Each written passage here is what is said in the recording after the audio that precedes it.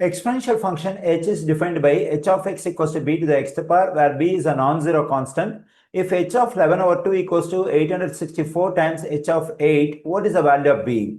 Okay, let me consider this equation. That is h of 11 over 2 equals to 864 times h of 8.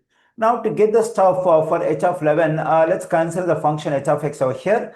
To get the stuff for h of 11, we have to plug in 11 for x over here. On the right side also, we have to plug in 11 for x over here.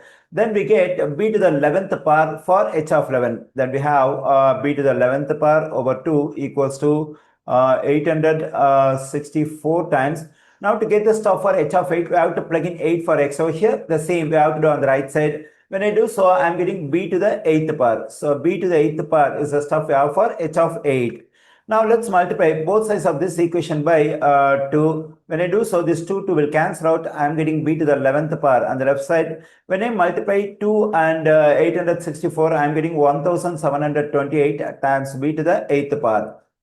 Now, let's divide both sides of the equation by b to the 8th power. Here, b to the 8th power, b to the 8th power will cancel out.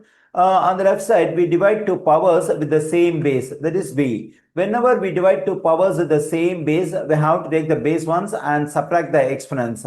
That is 11, negative 8. On the right side, we have 1728.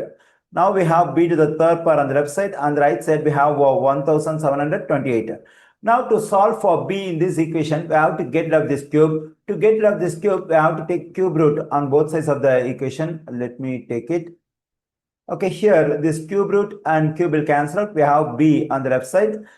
We can use Desmos to evaluate the value of cube root of 1728. Okay, CBRT. We have cube root now 1728.